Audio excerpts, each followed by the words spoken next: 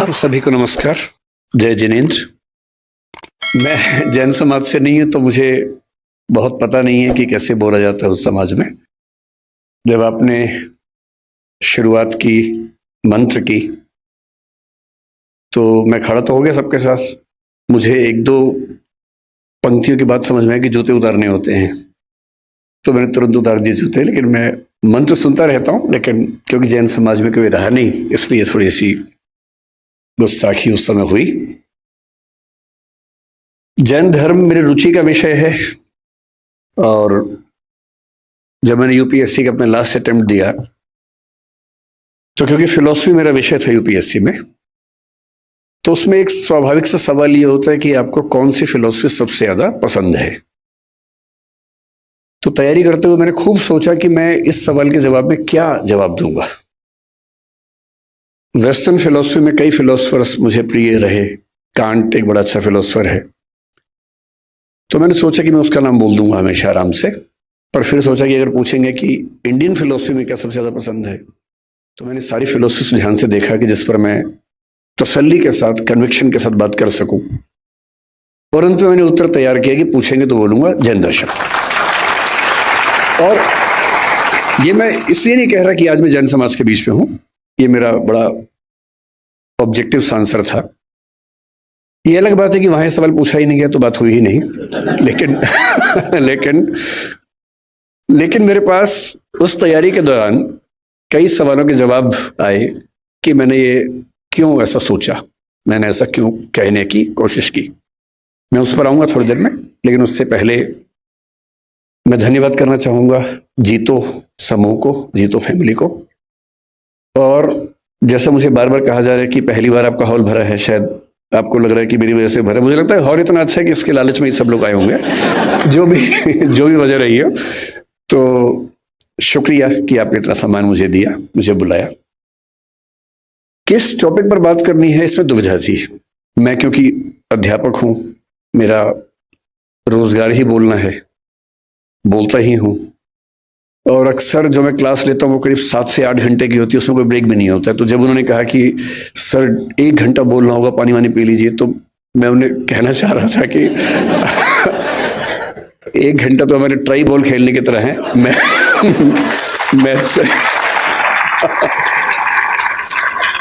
Match तो शुरू उसके बाद होता है हमारा।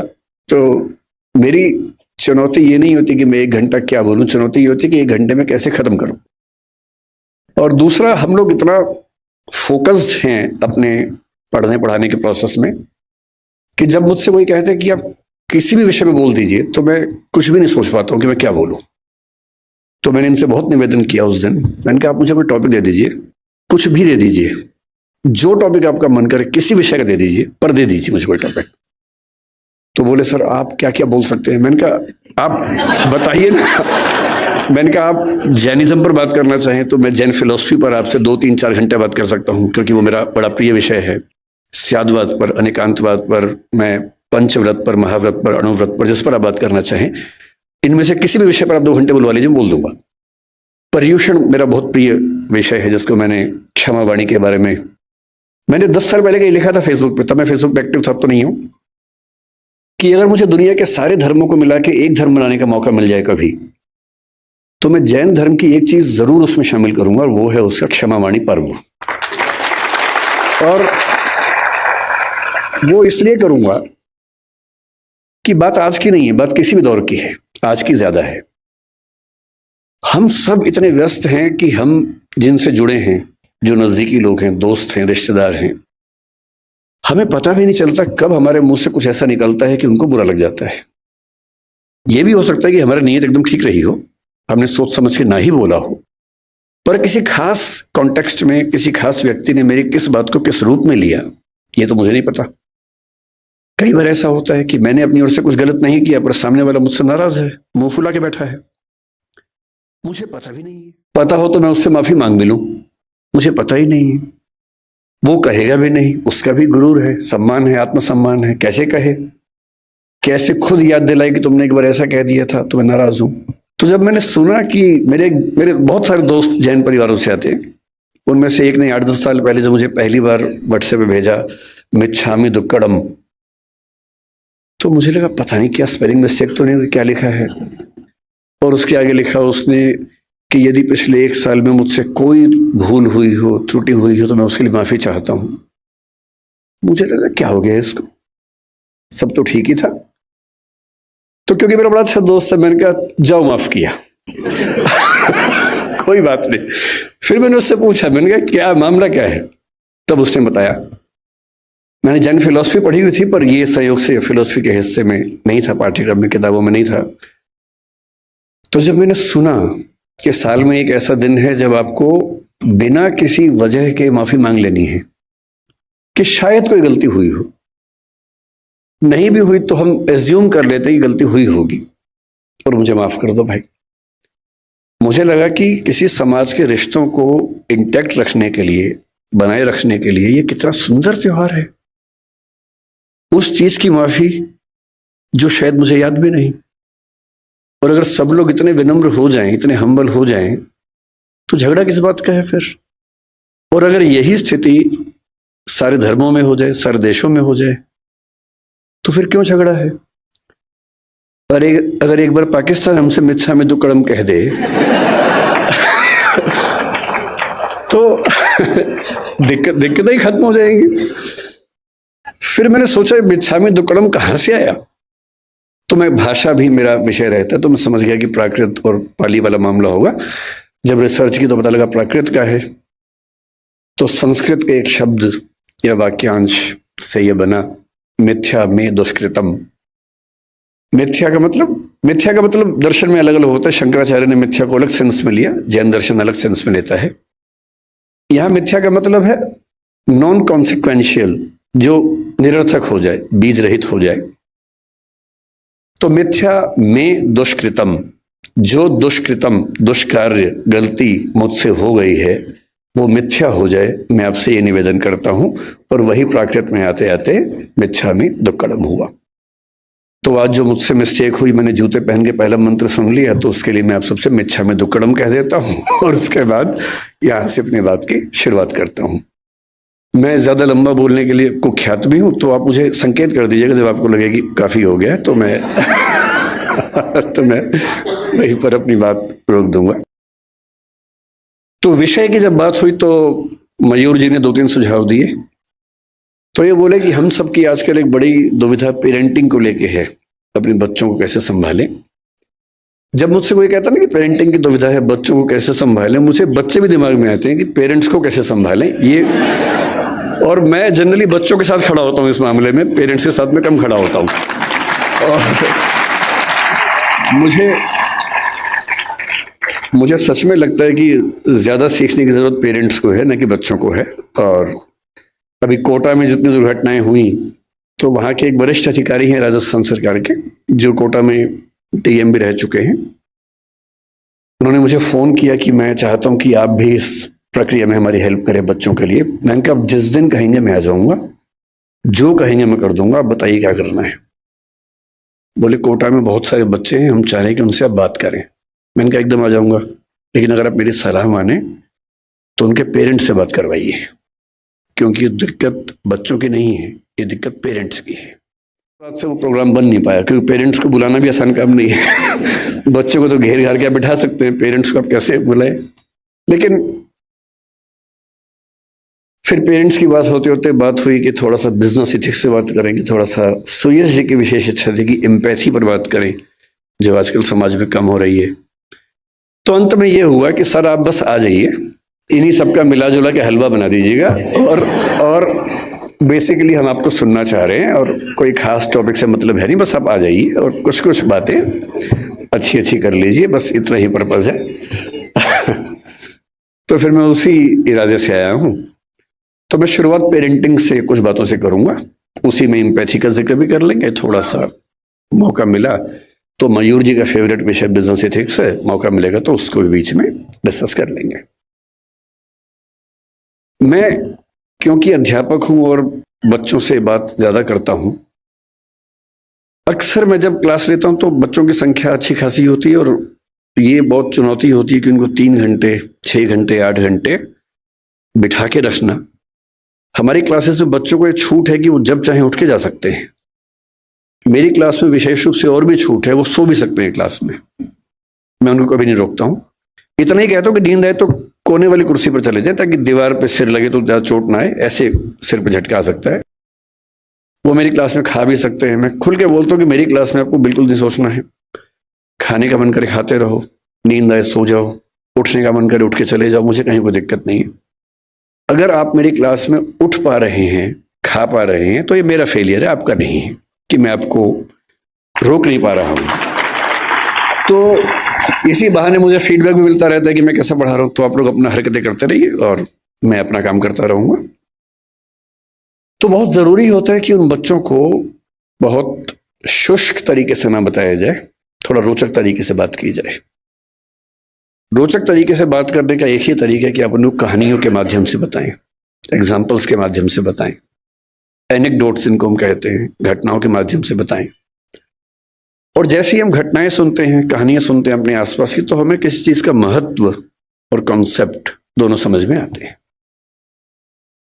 मैं जहां से ये बात करना शुरू करना चाहता हूं वो ये है कि पेरेंटिंग के नजरिए से हमारा समय दुनिया के इतिहास से सबसे मुश्किल समय है। पेरेंटिंग हमेशा मुश्किल रही है। मेरी राय में इस दुनिया का सबसे मुश्किल काम माँ होना है, बाकी सारे काम आसान है। माँ बन के अपने बच्चे को पालना इतना मुश्किल काम है। मतलब बाप लोग जाते हैं, बिजनेस करते हैं, पैसा कमाते हैं, सब कुछ करते हैं, बड़ी बात है, वो भी छोटी बात तो नहीं है। लेकिन उससे ज्यादा मुश्किल है एक छोटे बच्चे के साथ 24 घंटे गुजारना, बिना क्रोधित हुए गुजारना, उसकी हर तरह की जिद, हर तरह की छटपटाहट, बेचैनी को झेलते हुए गुजारना, अपने जो करियर हो सकता था उसको दांव पे लगा के उसकी जिंदगी को संवारना। एक छोटा बच्चा एक स्टार्टअप जैसा होता है, क्योंकि जैन समुदाय है इसलिए मैं ऐसी भाषा ज्यादा बोल रहा हूं। एक स्टार्टअप जैसा है, आप उस पर 15, 17, 18 साल इन्वेस्ट करेंगे, बहुत सारी पूंजी खर्च करेंगे, समय खर्च करेंगे, तो जाके उसकी वैल्यूएशन बनती है। और नहीं तो जैसे स्टार्टअप फेल होते हैं, 1000 में से एक आधी पास होता है, बहुत सारे स्टार्टअप फेल होते हैं। तो ये परवरिश की दुनिया में भी होता ही है। जब मैंने कुछ घटनाओं की खोज की कि आजकल के चैलेंजेस क्या हैं, तो मैं घटनाएं पढ़ के बहुत घबरा सा गया। फिर मैंने कारणों की खोज की। मैंने देखा कि पिछले केवल 6 महीने की अगर मैं बात करूं या 2-3 साल की बात करूं, तो ये घटना कि किसी पेरेंट ने अपने बच्चे को मार ही दिया, किसी भी दौर की तुलना में ज्यादा हो रही है। फिलिसाइड एक शब्द होता है साइकोलॉजी में। फिलिसाइड का मतलब है अपने बच्चे को मार देना। फिलिसाइड जिस गति से हमारे समाज में इस समय है, उतना किसी दौर में नहीं था। आज के ही अखबार में खबर मैंने पढ़ी, परसों की खबर है, कर्नाटक का एक जिला, उत्तरी कन्नड़ बोलते हैं उसको, एक माँ अपने बच्चे से इतनी परेशान हो गई, 6 साल का बच्चा था, ठीक से सुन नहीं सकता था, ठीक से बोल नहीं सकता था, कि अंत में उसने क्या किया, परसों एक नदी में जहां बहुत सारे मगरमच्छ थे, अपने बच्चे को फेंक दिया। और जब खबर मिली प्रशासन को, प्रशासन गए, तब तक बच्चे का मतलब जो डर था वो हो चुका था, उसकी मौत हो गई थी। तो मैं सोच रहा था कि इतनी क्या बेचैनी हो गई होगी, ऐसा क्या हो गया होगा। फिर मुझे ध्यान है कि आज से करीब 4 महीने पहले गोवा और बेंगलोर के बीच का एक केस बड़ा प्रसिद्ध हुआ था। एक महिला जो एक एआई स्टार्टअप की फाउंडर थी, सीईओ थी, उसने अपने 4 साल के बच्चे को मार दिया, ऐसा आरोप है, और वो भी जेल में है। हम सोचते हैं कि हमारे देश में ही हो रहा, नहीं, दुनिया भर में हो रहा है। न्यू जर्सी का एक केस पिछले 20 दिन से काफी पॉपुलर हो गया है। 3 साल पहले एक फादर न्यू जर्सी अमेरिका में था, 6 साल का बेटा है, थोड़ा मोटा है। अच्छा, पेरेंट होना बड़ा मुश्किल काम है, क्योंकि आप बचपन में खुद प्रतिस्पर्धाओं में लगे रहते हैं और पेरेंट बन के एक नए किस्म का कंपटीशन हो जाता है। इसका बच्चा पढ़ने में मेरे बच्चे से ज्यादा अच्छा कैसे हो गया, उसका बच्चा दिखने में मुझसे मेरे बच्चे से अच्छा कैसे हो गया। एक अजीब सी प्रतिस्पर्धा जिंदगी भर चलती रहती है। इसलिए पेरेंट होने में बहुत पेशेंस चाहिए, क्योंकि आपका बच्चा वैसा होगा नहीं जैसा आप चाहते हैं।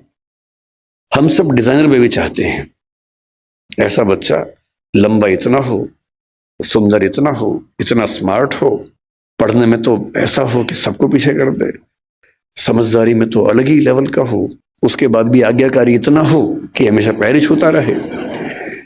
ऐसा कॉम्बो है नहीं दुनिया में कहीं भी, और ऐसे कॉम्बो आप भी नहीं थे अपने पेरेंट्स के सामने।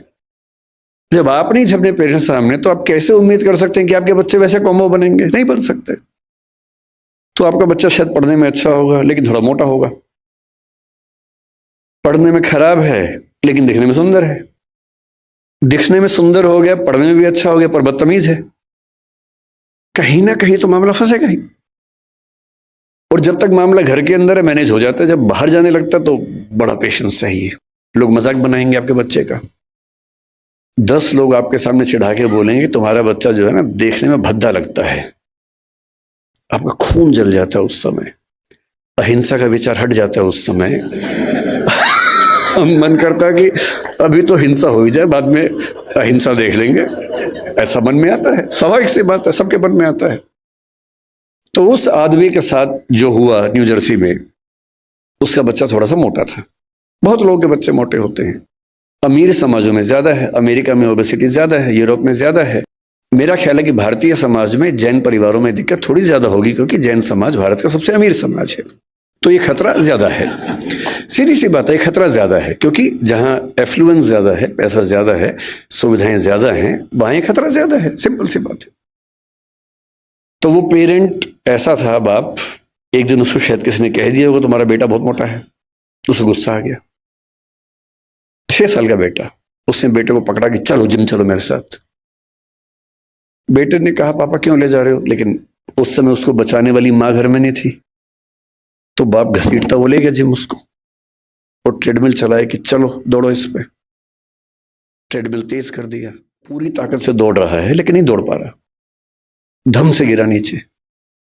बाप ने 2 झापड़ मारे, फिर चढ़ाया ट्रेडमिल के ऊपर। 5-6 बार वो गिरा, और ऐसा गिरा कि उसकी मौत हो गई। और अब 3 साल बाद इस घटना के, लगभग 3 साल हो गए इस बात को, अब केस शुरू हुआ, उसके फादर जेल में हैं, 30 साल की सजा का प्रस्ताव दिया गया सरकार की ओर से, क्योंकि वहां प्ली बार्गेनिंग होती है कि इतनी सजा ले लो तो केस नहीं चलाएंगे, नहीं तो केस चलाएंगे। तो उसने कहा कि मैं सजा नहीं मानूंगा, तो केस चल रहा है, बाप जेल में। ये घटनाएं इतनी मात्रा में पहले नहीं सुनी जाती थी। पहले किसी माँ का अपने बच्चे को मारना केवल एक स्थिति में होता था कि माँ अविवाहित है, वो ऐसी स्थिति में फंस गई है कि कुछ कर नहीं सकती है, उसके लिए जिंदा रहना मुश्किल है, तब भी वो मारती नहीं थी, कहीं छोड़ देती थी, भाग जाती थी। ऐसी ये घटना में कबीरदास का इतिहास हम पढ़ते हैं। यहूदियों के जो प्रवर्तक हैं हजरत मूसा, उनका इतिहास भी ऐसा है। उनकी माँ ने भी उनको इस तरह से एक नदी के पास छोड़ा था, और फिर वहां से जो राज परिवार था उसने उसको अपना लिया था। ये घटनाएं बढ़ रही हैं, इसका मतलब पेरेंट्स का जो पेशेंस का लेवल है वो दुनिया के इतिहास का सबसे कम इस समय हो चुका है। एक तरफा नहीं है, ये बच्चों की साइड से भी है। अगर आप बच्चों का मनोविज्ञान देखेंगे तो वो भी बहुत अच्छे सिम्टम्स नहीं आ रहे हैं इस समय। अभी 2-3 महीने पहले बेंगलुरु में घटना घटी है। 14 साल का एक बच्चा, 15 साल का उसका भाई, 2 भाई हैं। 14 साल के बच्चे ने अपने माँ बाप दोनों की हत्या कर दी। एक बहुत बड़ा बोल्डर उनके ऊपर फेंका, बाप के ऊपर। पिता को मारना चाह रहा था, माँ दुर्भाग्य से क्योंकि साथ में थी उसकी मौत हो गई। और फिर पूछा गया कि ऐसा क्यों किया भाई तुमने? उसने जो कहा वो हम सबके लिए बहुत जरूरी है। उसने कहा पिछले कुछ समय से मुझे और मेरे भाई को एलर्जी हुई, उस एलर्जी की वजह से हमारी त्वचा कहीं कहीं जल गई, काली हो गई। और रोज हमारे पापा बोलते थे, मतलब गालियां देते थे कि तुम कितने भद्दे दिखते हो, बदसूरत दिखते हो, क्या करते हो, बदतमीजी करते हो, कुछ गलत काम करते हो, इसलिए ऐसा हो गया है। और उसने पुलिस को बताया कि एक तो मैं खुद परेशान कि मेरे साथ ये क्या हो रहा है, और जब मैं घर आता था इस उम्मीद में कि घर पे कम से कम घर पे तो लोग मुझे समझेंगे, वहां तो प्रेम मिलेगा, वहां तो अनकंडीशनल तरीके से मुझसे बात होगी। वहां भी गालियां पड़ती थी, रोज गालियां सुनता था। और एक दिन जब गालियां बहुत ज्यादा हो गई नहीं झेल पाया तो मैंने कदम उठाया और मुझे इस वक्त का कोई अफसोस नहीं। ऐसी घटना है। 14 साल का बच्चा है सिर्फ। आप इंटरनेट पे केवल एक चीज सर्च करके देखिए कि ऐसी माताएं या पिता बूढ़े जिनको बच्चों ने घर से बाहर निकाल दिया हो। मैंने यूं ही परसों नेट पर सर्च किया, old age parents who have been thrown out by their children from the home. मुझे लगा एक आध घटना सामने आएगी, कुछ पढ़ूंगा उसके बारे में। इंटरनेट के कई पेजेस भर गए, घटनाएं खत्म नहीं हो रही थी। और जो मोस्ट रिसेंट घटनाएं थी उनमें से एक थी बंगाल की, एक ऐसी औरत जिसका पति मर गया, 90 साल की है, 7 बच्चे हैं। 7 बच्चे उन घरों में रहते हैं जो उस महिला के पति ने और उसने मिलकर बनाए थे। और 7 बच्चों ने अपनी मां को घर से बाहर निकाल दिया। जिस जगह में रहती थी, बारासात की घटना है। बारासात एक जगह है बंगाल में, वहां की घटना है। अब मां घर में है, कैसे निकाले? किराए पर एक टीम को हायर किया, बदमाशों की टीम को। वो आई, मां को उठाया, रात को लेके गई और कहीं फेंक के आ गए, सिर्फ इसलिए कि इस बुढ़िया का झंझट कौन उठाए। जब ऐसी घटनाएं आप भी पढ़ते ही होंगे अखबारों में, मैं भी पढ़ता हूं। और जब जब ऐसी घटनाएं हमारे सामने आती हैं तो हमें बहुत केयरफुल हो जाना चाहिए कि कुछ ऐसा हो रहा है जो ठीक नहीं है। और ये मामला ये कह के टाल देना कि बच्चे आजकल ठीक नहीं हैं, ये पेरेंट्स का सबसे आसान सेफ मैसेज है कि आजकल के बच्चे ठीक नहीं हैं।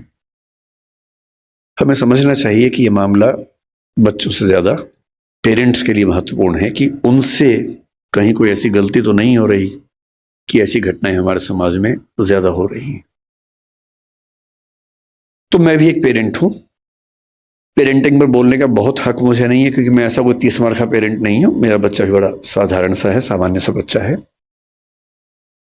पर मुझे एक बात का सुकून है, मैं उसकी साधारणता को बहुत एंजॉय करता हूं, मुझे बड़ी खुशी होती है। और जो सबसे अच्छा बाप मुझे लगा पिछले 10-20 साल में इस समाज में, सबसे अच्छा बाप, वो मध्य प्रदेश के सागर में रहता है, एक कॉन्ट्रैक्टर है। 2018 में एक खबर पड़ी, मैं पढ़ के दिन भर खुश रहा उस खबर को पढ़ने के बाद। उसका बच्चा 10वीं क्लास में फेल हो गया। अब हम सबके बच्चे फेल होते हैं कहीं ना कहीं। हाँ, पूरी क्लास में फेल नहीं होता, एक सब्जेक्ट में फेल हुआ, कहीं नंबर कम आ गए, ये सब होता ही है हमारे साथ, कौन सी खास बात इसमें है। पर हम सब छिपाने में लग जाते हैं। हम सब बच्चों पर दबाव बना बना के उनको कोटा भेजते हैं और फिर हम खबरें पढ़ते हैं कि एक साल में 25-30 बच्चों ने सुसाइड कर लिया क्योंकि वो दबाव झेल नहीं पाए सफलता का। उस बाप को बड़ी चिंता हो गई कि मेरा बच्चा फेल हुआ है, उसके आसपास के बच्चे चिढ़ाएंगे, उन बच्चों के पेरेंट्स चिढ़ाएंगे, बुलिंग होगी, इस बच्चे पर दबाव ना हो जाए। उसने क्या किया, उसी दिन शाम के समय एक बहुत बड़ी पार्टी दी, सबको बुलाया, एक पार्टी है, बताया नहीं क्यों बुलाया, बच्चे को उसमें बुलाया और सबके सामने बोला ये पार्टी इसलिए है कि मेरे बच्चे ने मेहनत की थी, फेल हो गया कोई बात नहीं, मैं एकदम इसके साथ हूं और ये बच्चा मोटिवेशन के साथ अगले साल आपको पास होकर दिखा देगा, डरने की बात नहीं। और मैं दंग रह गया कि कोई बाप इतना सुंदर कैसे हो सकता है, इतना खूबसूरत बाप कि मेरा बच्चा फेल हो गया, मैं तो इसको भी सेलिब्रेट करूंगा। भाई मेरे बच्चे ने मेहनत की थी, नहीं रिजल्ट आया तो क्या हो गया, मैं क्यों एक्स्ट्रा वजह बनूं कि उस बच्चे के डिप्रेशन में जाने की, एंजाइटी में जाने की। और वो खबर पढ़ के मुझे लगा कि ये तो एक फिल्म बनाने लायक खबर है। आजकल मैं खबरें पढ़ता हूं तो मुझे वो भी दिमाग में आने लग गया कि फिल्म किस पे, क्योंकि पिछले कुछ साल मेरा वैसा एक्सपीरियंस भी रहा इस फिल्म के स्क्रिप्ट लिखने के दौरान। ट्रेनिंग ऐसी हुई कि अब हम खबर पढ़ते सोचते कि फिल्म में कैसे सेट होगा, कैसे फिल्म में ला सकते हैं इस बात को। अच्छी खबरें भी है लेकिन बुरी खबरों का अनुपात थोड़ा सा बढ़ा है। और तब मैं सोचने पर मजबूर होता हूं कि क्या ऐसी वजह है। ये तो बहुत आसान बात है कि मैं कहूं कि जो बात हमारे जमाने में थी वो आज के जमाने में नहीं है। अरे हमारे जमाने के बच्चे जैसे होते थे आज के जमाने के नहीं होते। ये तो बात हर बूढ़ा आदमी बोलता अपने बच्चों को, आपके पेरेंट्स आपको बोलते थे, आप अपने बच्चों को बोलते होंगे, तो सामान्य बात है। लेकिन हमारी नई पीढ़ी सचमुच एक ऐसे दौर में है जो मानवता के इतिहास में आज तक नहीं आया है, और इसको हम जितना जल्दी समझ लेंगे उतना अच्छा रहेगा। हम जब बच्चे थे, हम स्कूल जाते थे, स्कूल में कुछ गड़बड़ हो भी गई तो स्कूल में बात खत्म हो जाती थी। बहुत हुआ तो पेरेंट्स के पास चिट्ठी आती थी, फिर घर में पिटाई होती थी, उतना ही मामला था। थोड़ा स्कूल में पिटे, थोड़ा घर में पिटे, मामला खत्म, बात खत्म हो गई। स्कूल में आपने कुछ गलती कर दी, 4 लोगों ने चिढ़ाया, थोड़ी बुलिंग हुई, सब लोग हंसे, आपके 2 आंसू निकले, ठीक है, बात खत्म हो गई। उसके बाद आप पर इम्पैक्ट किसका था? टीचर का था, पेरेंट्स का था, स्कूल के दोस्तों का था, गली के दोस्तों का था। इतनी दुनिया हमारी होती थी। हम खूब खेलते थे स्कूल के बाद, स्वाभाविक था, कुछ और था ही नहीं खेलने के लिए। हम क्या करते? खेलते ही थे।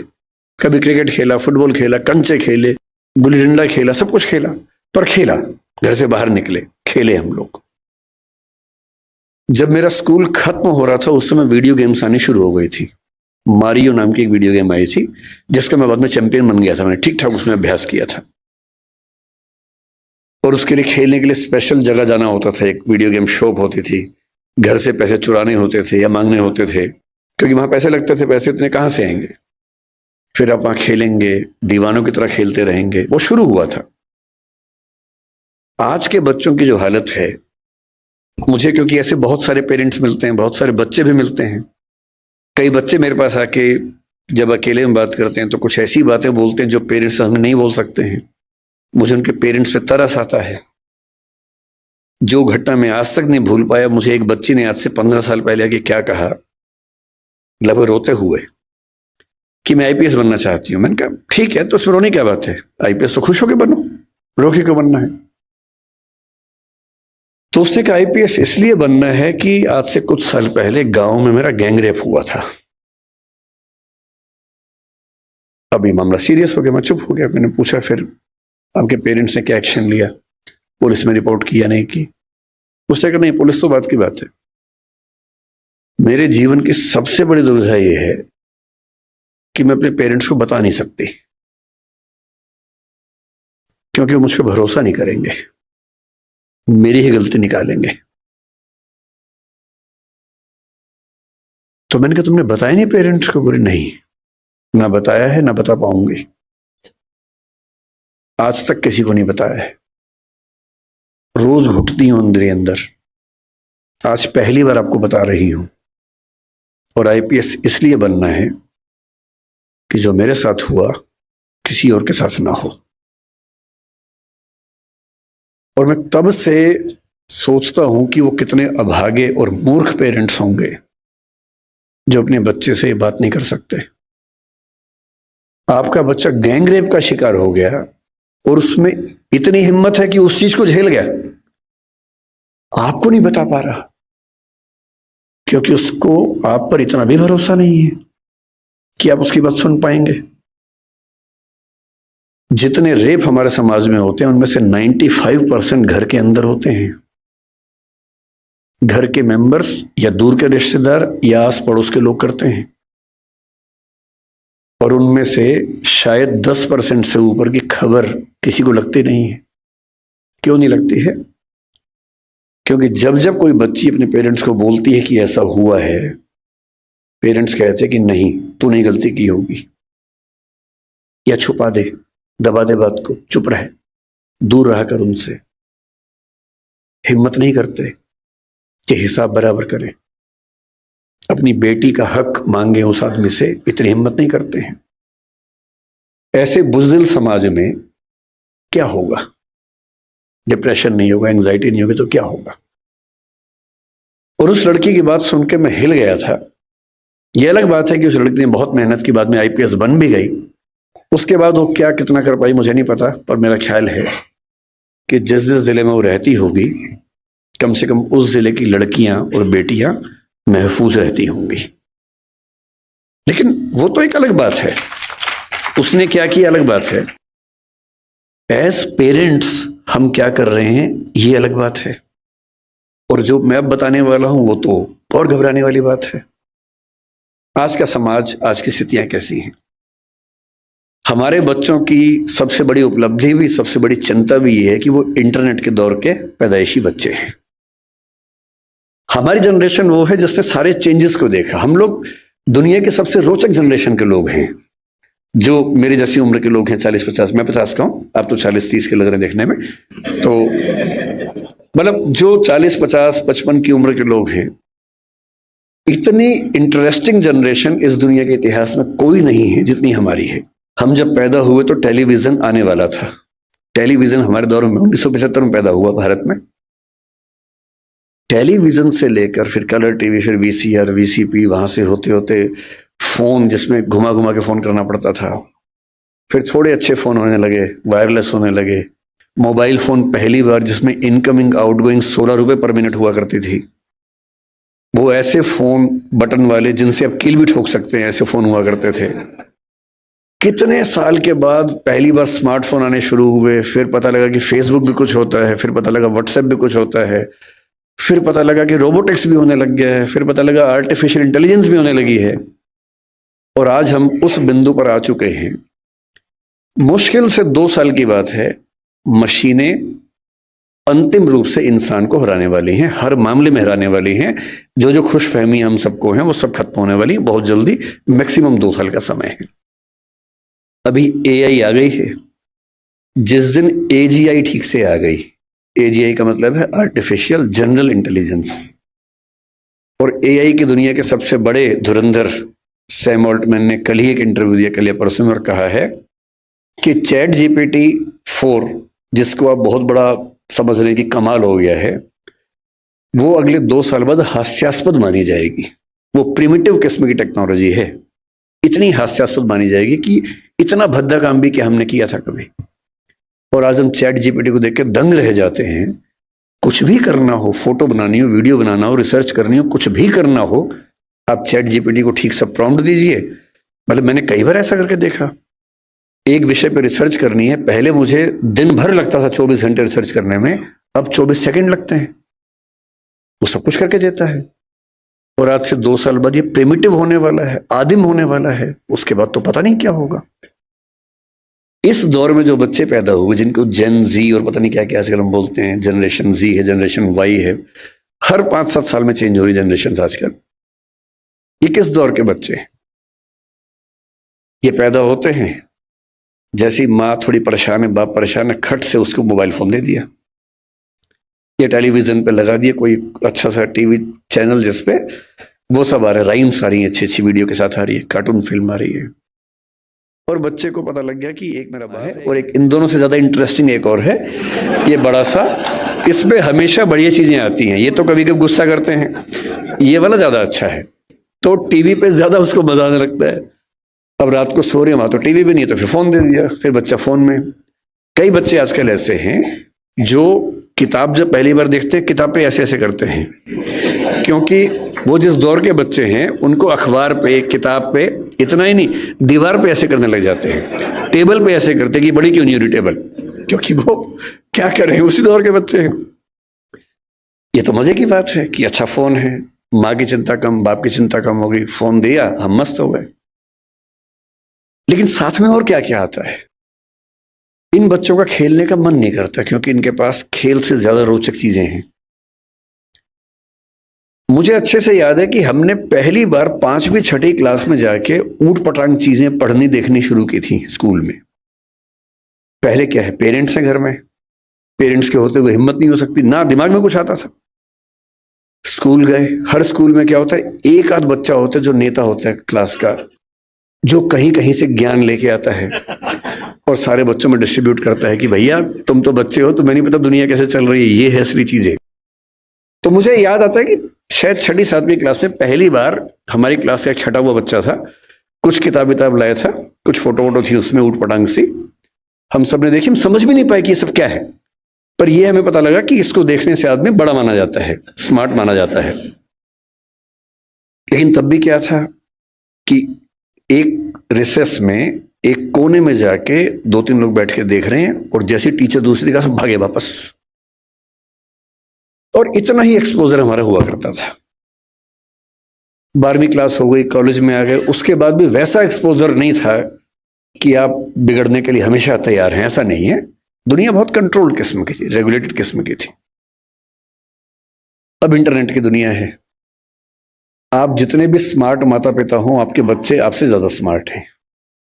और अगर आपको लगता है कि आप इंटरनेट और मोबाइल और डिवाइसेस में उनका मुकाबला कर पाएंगे, तो आप बच्चे हैं, नहीं कर सकते। वो हमारे बस की बात नहीं है, संभव नहीं है। आप टाइप करते हैं मैसेज, एक एक उंगली ऐसे करते हैं, ऐसे करके आपको जैन टाइप करना है, जे, फिर देखा ए कहाँ, AIN, और वो फोन पे ऐसे टाइप करते हैं सामने देखते हुए, और गलत नहीं होता है, एक एक की सही दबाते हैं। आप उनसे मुकाबला करने का सोचते हैं। आपको प्लेटफॉर्म पता भी नहीं होंगे, वो उन प्लेटफॉर्म पे जाते हैं। 5 साल का बच्चा जब स्कूल जाने लगता है, उसी समय उसको पता लग जाता है कि क्या चीजें दुनिया में है, जो पहले पता लगती थी 15 के आसपास की उम्र में, 13 के आसपास की उम्र में। फोन आपने उसको दे रखा है ताकि वो हमें परेशान कम करे। फिर वो फोन में पहली बार सर्च करता है कुछ, अभी उसको ये नहीं पता कि सर्च हिस्ट्री डिलीट कर सकते हैं, तो बाप पकड़ लेता है, पिटता है बच्चा। फिर उसका स्कूल का फ्रेंड बताता है कि नहीं, इनकॉग्निटो जाना है। अगली बार से बच्चा स्मार्ट हो गया है। 6 साल का बच्चा स्मार्ट है, इनकॉग्निटो में वो सब देख रहा है जो आप नहीं चाह रहे थे, और जो आप देख रहे थे लेकिन आप नहीं चाह रहे थे कि वो देखे। बच्चा है, छोटा बच्चा है, उसका एक्सपोजर का लेवल सोच के देखिए। ये हंसी मजाक में मैं कह रहा हूं, लेकिन बात की गंभीरता को देखना है। 6, 7, 8 साल के बच्चों का वो एक्सपोजर लेवल है जो पहले 14, 15, 16 की उम्र में होता था। मेडिकल साइंस इस बात को मान चुकी है। मैं जितनी बातें कोट कर रहा हूं, मैं हवा में कोट नहीं कर रहा हूं, मेडिकल साइंस की रिसर्चेस के बेस पे कोट कर रहा हूं।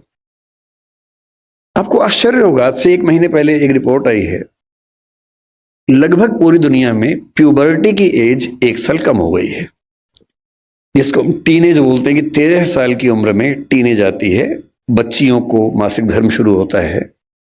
दुनिया भर में उसकी एज 1 साल कम हो गई है। और ये ऐसे नहीं हो गई है, ये एक्सपोजर से होती है। लड़के भी जल्दी मैच्योर हो रहे हैं। जो हरकतें 15, 16, 18 में ठीक लगती हैं, किसी बच्चे के मन में भाव आने चाहिए, 8, 9, 10 में वैसी बातें हो रही हैं। ये तो फिर भी छोटी बात है। इसके बाद जो होता है तो बच्चे ही, एक्सपोजर बहुत बड़ा मिल गया है। जब वो नेट पे जाते हैं, तो नेट पे जो पिशाच बैठे हुए दुनिया भर में, जो साइबर ठग हैं, जो साइबर क्रिमिनल्स हैं, वो इसी ताक में हैं कि बच्चे मिल जाएं। उनको पता है कि बच्चे का मनोविज्ञान क्या है। वो हैकर्स हैं, वो हैक कर लेंगे कि उस बच्चे ने क्या क्या सर्च किया है, उसकी पूरी कुंडली खोल लेंगे कि बच्चे का इस समय मन कहां अटका हुआ है। अगर 9, 10, 11, 12 साल का कोई लड़का है जो कुछ ऐसे वीडियोस देख रहा था या इमेजेस देख रहा था, उसमें भी देख रहे हैं कि कैसी रेस, व्हाइट रेस उसको पसंद है, कि इंडियन तरह के लोग पसंद हैं, फिर उनकी तरफ से उसी रेस का वैसा ही सुंदर दिखने वाला व्यक्ति, फीमेल, और यदि कोई बच्ची है तो वो मेल, उससे इंटरेक्शन शुरू करेगा, उससे बातचीत होने लगेगी। धीरे धीरे उसको वो उलझाएगा अपनी बातों में। वो बच्चा तो माँ बाप से छुप के कर रहा है सब, माँ बाप को पता ही नहीं है। और फिर वो उस बच्चे को प्रलोभन बहुत बड़े बड़े मिलेंगे। आपको ये सब नहीं पता है तो पता होना चाहिए, बहुत बड़े रैकेट चल रहे हैं इस समय दुनिया में। 11-12 साल का एक लड़का अपने कमरे में लैपटॉप पे वीडियो चैट कर रहा है, शायद एक ऑस्ट्रेलियन लड़की से जिसकी उम्र 21, 22, 25 साल है, और वो उससे मीठी मीठी बातें कर रही है। और फिर वो उससे कह रही है कि देखो, तुम इतने सुंदर हो, मैं तुम्हें देखना चाहती हूं, तुम भी मुझे देखो। फिर वो अपने थोड़े से कपड़े उतारती है, उसको कहती है कि तुम भी ऐसा, वो तो प्रोफेशनल है, तुम भी ऐसा करो। और वो बच्चा जिसको कुछ नहीं पता कि ये दुनिया कैसी है, वो कुछ कर बैठता है, और ये पूरा वीडियो रिकॉर्ड हो रहा है। और जैसी ऐसी चीज होती है, उसके बाद खट से मैसेज आता है कि अगर 2 घंटे में इस अकाउंट में $500 जमा नहीं किए तो ये वीडियो क्लिप तुम्हारे पापा मम्मी, तुम्हारा इंस्टा अकाउंट मेरे पास है, इंस्टा अकाउंट में जितने तुम्हारे फ्रेंड्स हैं उन सबके पास चला जाएगा, सबके ईमेल आईडी मेरे पास है। इसको बोलते हैं सेक्सटॉर्शन। और ये इस समय टीनेजर्स की दुनिया की सबसे बड़ी क्राइसिस है। बड़ी बात नहीं है कि हम में से किसी का बच्चा झेल चुका हो, बड़ी बात तब होगी जब उसने आपको बताया हो। और अगर आपको नहीं बताया है और आप इस खुशफहमी में कि ऐसा हमारे बच्चे को हो ही नहीं सकता, तो फिर कह रहा हूं कि हम इस बात से अनजान हैं कि हम किस स्थिति में हैं। अपने बच्चों से बात करना शुरू कर दीजिए। पहली बात तो ऐसा ना हो, और हो जाए तो आपसे बात कर ले। कई बच्चे झेल नहीं पाते, पैसा होता नहीं है, पैसा होता तो देते हैं। और $500 का मामला नहीं है, वो पहली बार का मामला है, उसके बाद फिर उतना मामला है, अगली बार फिर उतना मामला है। और ये ध्यान रखना है कि किसी बच्चे के साथ ये करने के लिए वीडियो रिकॉर्डिंग की जरूरत भी नहीं है। हम एआई के जमाने में हैं, डीप फेक से कुछ भी हो सकता है। किसी आर्टिफिशियल इंटेलिजेंस जो फोटोग्राफी बेस्ड ऐप है, सिर्फ इतना उसको कहना है कि ये फोटो है, सिंपल फोटो, स्कूल की फोटो, पासपोर्ट साइज फोटो उसको देनी है और कहना है कि इस फोटो को एक ऐसी फोटो में तब्दील कर दो कि ब्लैकमेल किया जा सके। किसी के साथ भी हो सकता है। बस कल को कभी हम में से किसी का बच्चा हमसे ये कहे कि देखो पापा, देखो मम्मी, ये फोटो मेरी लग रही है पर मेरी है नहीं, तो उसको मारना पीटना नहीं है, भरोसा कर लेना है कि ऐसा हो सकता है। तकनीक इस लेवल पे है। और एक और टेक्नोलॉजी जो अभी पब्लिक डोमेन में नहीं आई है, कभी भी आ सकती है लेकिन बन चुकी है। वो क्या करती है, एक फोटो देनी है और प्रॉम्प्ट देना है कि इस फोटो के बेस पे वीडियो बनाओ और वीडियो में ये होना चाहिए। आप जो चाहेंगे वीडियो बन जाएगा, आपका ही बन जाएगा। आप वो नहीं है। और आप क्या, इस दुनिया के बड़े बड़े टेक्निकल एक्सपर्ट्स नहीं बता पाएंगे कि ये वीडियो नकली है। इसको डीप फेक कहते हैं आजकल, डीप फेक। हमारे आपके बच्चे इस खतरे से गुजर रहे हैं और ये आज नहीं तो कल हम सबके बच्चों को झेलना है। उन सबको समझाने की जरूरत है कि जब किसी से प्रेम भी करते हो, मान लीजिए आजकल बच्चों के प्रेम में क्या होता है, सबसे पहले पासवर्ड शेयर करते हैं कि तू मुझसे प्यार करती है, हाँ तो पासवर्ड दे, तू मुझसे प्यार करता है तो पासवर्ड दे। दोनों पासवर्ड देते हैं, फिर एक और आईडी बना लेते हैं अलग से, उसका पासवर्ड दे देते हैं। फिर उसके बाद भरोसा और कायम करना है। फिर रात को 2 बजे जब पेरेंट्स सो चुके हैं, फिर वीडियो कॉल करते हैं। भरोसा करती है, हाँ, तो फिर कपड़े उतार, वीडियो कॉल पे। ये खेल शुरू हो जाता है। अपने बच्चों को समझाना है, दुनिया का कोई भी इंसान कितना भी भरोसेमंद हो, ऐसी गलती ना करे। लड़का हो तो वो भी ना करे, लड़की हो तो वो भी ना करे। और ये हमारी पीढ़ी निकल गई है, हमें नहीं पता कि ये भी खतरे होते हैं। हमारी पीढ़ी में ये सब खतरे थे ही नहीं, हमने कम से कम ये सब नहीं झेला।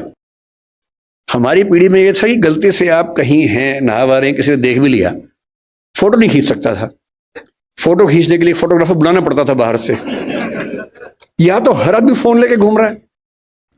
और फोटो अगर खींच गई, अगर आपको भी ऐसी मासूमियत आपके अंदर है कि मैंने फोटो खींच ली, मेरा फोन तो एयरप्लेन मोड पे है, मेरे फोन में ही है, बाहर तो गया ही नहीं, इसको बोलते हैं मासूमियत। अगर आपने फोन में फोटो खींच ली है तो डिलीट कर दिया उसको, अगर आपको लगता है डिलीट हो गई, तो ये मासूमियत है। कोई सिंपल सा टेक्निकल एक्सपर्ट जो बहुत ज्यादा पढ़ा लिखा भी नहीं है, 2 मिनट में फोटो बाहर निकाल लेगा, कितनी भी डिलीट करते रहिए अपने फोन से। और एक बार इंटरनेट पर चली गई तो दुनिया की कोई ताकत उसको परपेचुअल मेमोरी से डिलीट नहीं कर सकती। और दुनिया के इतिहास में जब तक दुनिया रहेगी, वो फोटो रहेगी, वो वीडियो रहेगा। कोई कोई नहीं छिप पाएगा, कोई बच नहीं पाएगा। और जब बच्चे इस दौर से निकलते हैं उनको एंग्जाइटी होती है, डिप्रेशन होता है, और उस समय उनको जरूरत होती है किसी ऐसे व्यक्ति की जो उनसे ठीक से बात करे, उनको समझे। अभी 2 महीने पहले एक वेब सीरीज आई है दहाड़ नाम की, अगर नहीं देखी है तो उसको देखिए। वो कई मामलों में अच्छी वेब सीरीज है। मैं उसका प्रचार करने के लिए नहीं आया हूं, तो संयोग से मुझे अच्छी लगी तो बता दिया। जो मैं कहना चाह रहा हूं उसमें क्या है, उसमें एक पुलिस का एसएचओ है, एसएचओ है या डीएसपी का अधिकारी है पुलिस का, उसी के जुरिसडिक्शन में एक स्कूल में उसका बेटा पढ़ता है। और स्कूल से कंप्लेंट आई, कुछ बच्चे एक मोबाइल फोन एक कमरे के अंदर देखते हुए पकड़े गए हैं। वो मोबाइल फोन वही है जिसको उसका बाप ढूंढ रहा है किसी क्राइम की इन्वेस्टिगेशन के लिए, वो नंबर ट्रेस कर रहे थे, वही नंबर है। तो बाप और पुलिस की पूरी टीम भागी है, और प्रिंसिपल ने कहा कि वो बच्चे इस कमरे के अंदर हैं। अंदर गया तो उसका अपना बच्चा ही है। वो बच्चा क्रिमिनल नहीं है, वो तो गलती से फोन उसके पास आ गया, वो वाला जो फोन क्रिमिनल का था उसके पास आ गया। और तब वो पुलिस वाला देखता है कि उसका बच्चा और उसके 3-4 दोस्त वो सब वीडियोस देख रहे हैं जो 9-10 साल के बच्चे को नहीं देखने चाहिए थे।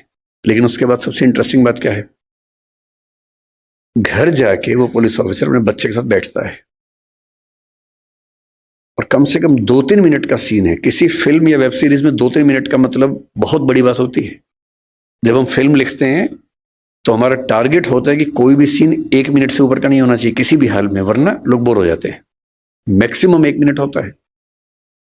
2-2.5 मिनट तक एक थीम पर बात चल रही है, इसका मतलब डायरेक्टर चाह रहा है कि यह बात ठीक से पहुंचे।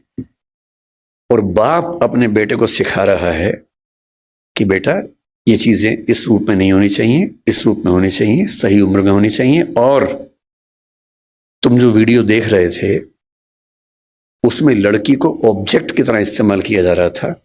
लड़कियां ऑब्जेक्ट नहीं होती हैं, इंसान होती हैं। तुम्हारी माँ, तुम्हारी बहन भी लड़की है। ध्यान रखना, जिससे प्रेम करो, जिससे शादी करो, वैसा ही सलूक करना जो चाहते हो कि तुम्हारी बहन के साथ भी हो। ये होती है बाप की जिम्मेदारी, ये होती है माँ की जिम्मेदारी कि जब बच्चे उस रास्ते पर जाए तो उनको थोड़ा समझाए कि क्या करने की जरूरत है। इस दौर में पहली बार ऐसा हो रहा है कि ड्रग्स इतने आसानी से उपलब्ध हैं जो किसी और दौर में उपलब्ध नहीं थे। कंपटीशन जितना कभी नहीं था उतना आज है, इसलिए कोटा में ऐसी घटनाएं रोज सुनने को आ रही हैं हमारे सामने। ग्लोबलाइजेशन ऐसा है कि कम से कम आपकी कम्युनिटी में, क्योंकि आपकी कम्युनिटी एक रिच कम्युनिटी है, जनरली आपके बच्चे देश से बाहर यात्रा करेंगे ही करेंगे, ग्लोबल बिजनेस बनाएंगे, कोई ऐसा बिजनेस बनाएंगे जो कई देशों में चलता हो तो उनको आना जाना पड़ेगा ही पड़ेगा। एक ऐसी पीढ़ी जो ग्लोबल विलेज से कनेक्टेड है, इंटरनेट से कनेक्टेड है, एआई की दुनिया में है, उसके ऊपर जितने खतरे हैं उतने कभी नहीं थे। इसलिए पहली बात जो मैं कहना चाह रहा था वो ये है कि थोड़ा सा मुस्तैद हो जाने की जरूरत हम सबको है। बच्चों पे आरोप लगाना सबसे आसान काम है, तू है ही ऐसा, तू है ही वैसा। सही तरीका ये है कि हम समझे कि हमारी क्या जिम्मेदारी बनती है। मेरा तरीका यह है कि किसी विषय पर बात करने से पहले एकदम बेसिक बात से हम शुरू करें। जैसे मुझसे लोग कहते हैं कि भाई पेरेंट के तौर पे हमें क्या करना चाहिए, क्या नहीं करना चाहिए। तो मैं सबसे पहले बोलता हूं कि मैं कोई खास पेरेंट नहीं है, तो आप मुझे कोई 30 मार खाना समझे। मैं बहुत सामान्य किस्म का पेरेंट हूं, तो उतना ही बताऊंगा जो मैंने अनुभव से सीखा है, फेलियर से सीखा है। जिस मामले में मैं अपने बच्चे को नहीं समझा पाया, अब समझ में आया कि हाँ ऐसे होता तो और अच्छा होता, तो मैं उस अनुभव की बात कर सकता हूं। सबसे पहला सवाल अपने आप से यह पूछना है कि हम अपने बच्चों से चाहते क्या है, पर्पस क्या है हमारा। अगर पर्पस स्पष्ट है तो तरीके सारे मिल जाएंगे, अगर पर्पस स्पष्ट नहीं तो तरीके नहीं मिलेंगे। मैं अपने बच्चे को किस रूप में देखना चाहता हूं, अगर ये क्लैरिटी है तो सारे रास्ते क्लियर है। तो मैंने अपने आप से पूछा कि मैं अपने बच्चे की जिंदगी में क्या चाहता हूं। तो मैंने 4-5 एरोज निकाले कि क्या मैं ये चाहता हूं, ये चाहता हूं या ये चाहता हूं।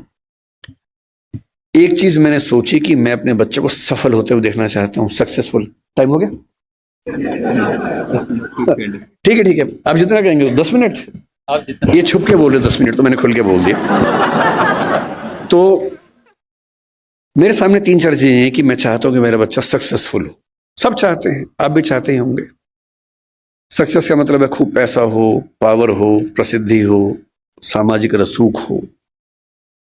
फिर मैंने सोचा कि नहीं, मैं ये चाहता हूं कि मेरा बच्चा कायदे का इंसान बने, उसमें एम्पैथी हो, पेरेंट से, परिवार से, दोस्तों से, समाज से अच्छा संबंध हो, कमिटमेंट्स पूरी करता हो। फिर मुझे लगा ठीक है कमिटमेंट्स, लेकिन मैं चाहता हूं कि मेरा बच्चा इतना मजबूत हो, स्मार्ट हो कि किसी भी चैलेंज को झेल सकता हो, घबराए नहीं।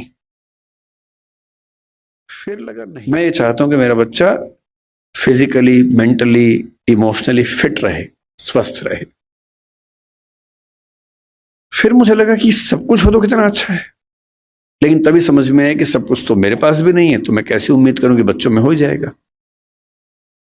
तब मैंने अंत में एक चीज लिखी कि एज ए पेरेंट मेरी सबसे पहली और आखिरी इच्छा ये होनी चाहिए कि मेरा बच्चा खुश रहे जीवन में। इससे बड़ी क्या इच्छा हो सकती है? आप कहेंगे कि हाँ, सक्सेसफुल हो और खुश रहे, ठीक तो है, पर मैं ये कह रहा हूं कि कभी कभी ऐसा हो सकता है कि सक्सेसफुल होकर दुखी रहे, और जैसी सक्सेस आप चाह रहे थे वैसी न मिलने के बाद भी खुश रहे। और अगर मुझे दोनों में से एक को चुनना हो कि सक्सेसफुल और दुखी, या कम सक्सेसफुल लेकिन खुश, तो एज ए पेरेंट मेरा पहला भाव क्या होना चाहिए? कि वो खुश रहे। क्योंकि मैंने तो ऐसे आईएएस आईपीएस अधिकारियों को देखा है जिन्होंने आत्महत्याएं कर ली हैं, उनसे बड़ा सफल कौन होगा? मैंने ऐसे बड़े बड़े टाइकून्स को देखा है बिजनेस की दुनिया के, जो खुश नहीं है, इनसे बात करो तो लगभग रोते रहते हैं रात दिन, लेकिन टाइकून्स हैं, बहुत अमीर लोग हैं। तो मैं ऐसा क्यों चाहूं कि मेरा बच्चा ऐसा हो?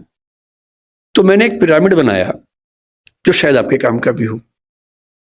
मैं एकदम क्लियर हूं, मैं अपने बच्चे से हमेशा ये बात करता हूं कि भैया मुझे सबसे पहले ये चाहिए कि तुम खुश रहो, बाकी सब सेकेंडरी है, उसके साथ हो जाए तो अच्छा है, नहीं तो मुझे तुम्हारी खुशी से मतलब है, बाकी सब बातें बात की। खुशी कैसे आएगी? खुशी इस बात से आएगी कि मैं उसके ऊपर अपनी इच्छाएं थोपूं नहीं, समझाऊं, परसुएट करूं।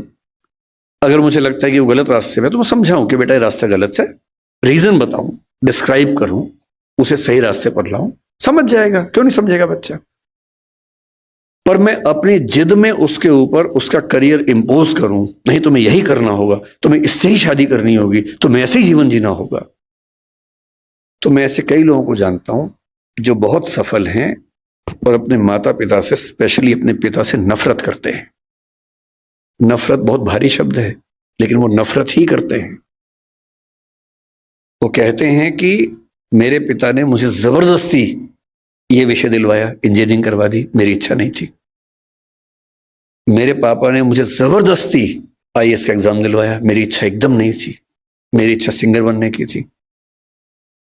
क्योंकि मैं पढ़ने में ठीक था, मैं बन भी गया सिविल सर्वेंट। मैं सिविल सर्वेंट हूं, मैं नौकरी कर रहा हूं ठीक से, पर मुझे मजा नहीं आता है, मैं रोज दुखी होता हूं। और आज भी मेरे पिताजी मुझे कहते हैं, उसने कहा कि मेरे पिताजी मुझे रोज धमकी देते थे कि अगर ये काम नहीं किया तो मैं सुसाइड कर लूंगा, ये कर दो वरना मैं ये कर दूंगा, ये कर दो वरना मैं वो कर दूंगा। और हमारा पूरा परिवार उनके खौफ में जिंदगी जीता रहा। हम सब सफल हैं उनके दबाव की वजह से। पर 3 दिन पहले मेरे पापा ने, फिर ये बात 10 साल पहले की कर रहा हूं मैं, 3 दिन पहले मेरे पापा ने मुझे फोन किया मेरी शादी के लिए। अब मुझे मार पीट के सिविल सर्वेंट बना दिया है, जो मेरा मन नहीं था। आप कह रहे हैं बेटा लड़की फाइनल कर दी है, इससे शादी करनी है, और मैं किसी को जवान दे चुका था। मैंने कहा पापा मेरी किसी से बात हो गई है, बोले बेटा आत्महत्या कर लूंगा। और उसने कहा कि आज मेरे मन में पहली बार आया कि बोलूं कि कर लो, मैं रोज करूं इससे अच्छा आप एक बार कर लो। मैं 15 साल से कर रहा हूं, एक बार आप भी कर ही लो पापा। अगर इतना इंपोज करके आपने सफल बना भी दिया, तो अपने प्रति जो नफरत पैदा कर लेंगे वो ज्यादा भारी पड़ेगी। इसलिए बच्चे की खुशी का मतलब है ऑटोनॉमी, उसकी इच्छा का सम्मान। हाँ जहां वो गलत है समझाइए, परसुएट कीजिए, कन्विंस कीजिए, दबाव नहीं। जिसकी जिंदगी में एक मिशन हो, अपने मन का काम हो, और ठीक ठाक से रिश्ते हों, 2-4, 1-2 बढ़िया दोस्त हों, परिवार ऐसा हो कि जहां आके उसको मजा आता हो, शाम को घर आते हुए अच्छा लगे, ये नहीं कि अब रात गुजारने के लिए जाना ही होगा। उससे सुखी जीवन किसी का नहीं है। और इसलिए मेरा तो उसूल ये है कि दबाव डालकर अपने बच्चे से कुछ भी ना करवाना है, ना सोचना है। उसके बाद सारी बातें आती हैं। नंबर 2 पर मैं चाहता हूं कि मेरा बच्चा एक कायदे का इंसान बने, उसमें एम्पैथी हो, माँ बाप के संघर्षों को समझता हो, परिवार का महत्व समझे।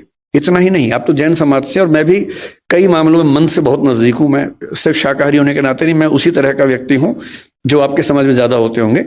अगर मैं बैठा हूं और कोई मच्छर वहां उड़ रहा है या चींटी गिर गई है तो मैं उसको उठा के बाहर छोड़ के आता हूं कि मर ना जाए, वो मेरी वजह से ना मरे कम से कम। तो मेरा स्वभाव वैसा है। और मतलब मुझ पर हंसते भी हैं कई लोग, हमारे परिवारों में इस बात पे हंसते हैं, पर उनके हंसने से मुझे क्यों फर्क पड़ना चाहिए? अगर मैं अपने किसी विचार में पक्का हूं तो हूं। मैं चाहता हूं कि मेरा बच्चा एक एक प्राणी के प्रति लिबरल हो, एम्पैथेटिक हो। और मैंने पाया कि इसका एक बड़ा अच्छा तरीका है। हमने अपने घर में एक पेट पाला कुछ समय पहले, अभी उसकी कुछ दिन पहले मृत्यु हो गई। और मैंने पाया कि एक पेट के होने मात्र से घर के सब लोग ज्यादा संवेदनशील हो गए, उसके प्रति नहीं, सबके प्रति हो गए। उसको दर्द होता है तो हमें सबका दर्द समझ में आने लगा। इतना फर्क पड़ता है सिर्फ इस बात से कि आपने उसकी एम्पैथी के लिए ऐसी सिचुएशंस क्रिएट की या नहीं की। और तीसरी बात, क्योंकि समय पूरा हो गया, मैं सिर्फ इतना कहूंगा, नंबर 3 पर एक ही चीज आती है कि आपका बच्चा स्मार्ट हो, दुनिया को हैंडल कर सकता हो। एकदम रीसेंट एग्जाम्पल 4 दिन पहले का है, आखिरी एग्जाम्पल के बाद खत्म करता हूं। एक बच्ची है जिससे मेरा दिल जीत लिया 3 दिन पहले। उत्तर प्रदेश की 10वीं क्लास की बोर्ड की टॉपर है। उसका नाम है प्राची निगम शायद। उस बच्ची का जो गेटअप है थोड़ा सा अलग है। उसकी थोड़ी सी मूंछ है, हल्की सी दाढ़ी है, जो कि बहुत रेयर बात नहीं है। लड़के और लड़की में उतने अंतर नहीं होते जितने हम सोचते हैं। आजकल हम जब स्टडीज करते हैं जेंडर में, इस बात को समझते हैं। टेस्टोस्टेरोन हार्मोन पुरुषों में भी, महिलाओं में भी, पुरुषों में थोड़ा ज्यादा है, महिलाओं में थोड़ा कम है। और यदि किसी महिला में थोड़ा सा ज्यादा हो जाए तो थोड़ा सा चेहरे पर बाल आ जाते हैं, हार्मोनल थेरेपी करवा लो तो ठीक हो जाता है। इतनी सी बात है। अब उस बच्ची को पढ़ने में बहुत मन लगता है। उत्तर प्रदेश बोर्ड का टॉपर होना मजाक नहीं होता है। उत्तर प्रदेश बोर्ड बहुत मुश्किल बोर्ड होता है। उसकी टॉपर है वो, पर उसे चेहरे पर थोड़े से बाल है। जब उसने टॉप किया, उसके इंटरव्यूज आए, और हमारे बदतमीज समाज ने, हमारे गंदे समाज ने उस बच्ची की मेहनत की तारीफ जितनी की, उससे ज्यादा उसके लुक्स को ट्रोल किया, गंदे गंदे कमेंट किए। और सोच के देखिए, 10वीं क्लास का बच्चा जिसकी उम्र 15 साल होगी, जो पढ़ने में इतना डूबा हुआ है कि फर्स्ट रैंक लेके आ रहा पूरे स्टेट में, उसकी मेहनत पर बात नहीं हो रही है। बात हो रही है कि उस लड़की के चेहरे पर बाल कैसे हैं। कैसा भद्दा समाज है हमारा। 2 दिन बाद उसका फिर एक इंटरव्यू आया, और उसने इंटरव्यू में क्या कहा, थोड़ी दुखी आवाज में कहा कि इतनी ट्रोलिंग हुई, मेरा मन करता है काश मैं टॉप ना करती। ये हमारे समाज के मुंह पे थप्पड़ है, तेज थप्पड़ है, जो लगना भी चाहिए। लेकिन जो मैं आखिरी बात आपसे कह रहा हूं वो इसके बाद की है। उसके 2 दिन बाद फिर उसका एक इंटरव्यू आया, जो मैंने कल देखा, और उसने कहा कि ट्रोलिंग हुई बहुत, लेकिन मुझे खास फर्क नहीं पड़ रहा, मैं ठीक हूं। इसी बहाने फेमस भी हो गई। और रही बात इसकी, तो ये तो जब चाहूंगी ठीक कर लूंगी, इसमें ऐसी कौन सी बात है। सोशल मीडिया की एंजाइटी हमारे दौर के सबसे बड़े खतरों में से एक है। बच्चे फोटो डालते हैं, लाइक कम आते हैं, एंजाइटी हो जाती है। और ऐसे में किसी बच्चे को लाखों लोग ट्रोल करें और वो कहे कि खास दिक्कत नहीं हुई, तो समझ लीजिए उसके पेरेंट्स ने बहुत कमाल किया होगा कि उनका बच्चा इतना साहसी है, इतने बड़े पैमाने की ट्रोलिंग झेल सकता है। अपने बच्चों को ऐसा बनाने की जरूरत है, और ये हम सबके साथ होना है। कल कोई ना कोई हमारी फोटो आएगी बाहर, मैं तो झेल चुका हूं कई बार, मैं तो अक्सर झेलता हूं चीजों को, सबको झेलनी है। कोई आपकी फोटो आएगी, 4 गालियां पड़ेंगी, और हम सबकी नेचर क्या है, 10 तारीफ हमको नजर नहीं आती, एक बुराई हो सारा फोकस वहां चला जाता है, रात दिन परेशान रहते कि ऐसा कैसे हो गया। नींद उड़ जाती है। और ऐसे में राष्ट्रीय स्तर की ट्रोलिंग को 10वीं का बच्चा झेल ले तो मान लीजिए कि ये पेरेंटिंग है जो उनके पेरेंट्स ने की है। तो इतने कम समय में ज्यादा बोल नहीं पाता हूं, लेकिन अब क्योंकि है ही नहीं समय तो क्या करें, तो इस बात को मैं यहीं विराम दूंगा। मैं आपके बिजनेस से बात नहीं कर पाया क्योंकि मुझे समय का होश नहीं रहता है। बहुत बहुत धन्यवाद, आप लोगों ने मुझे आमंत्रित किया, बहुत बहुत शुक्रिया।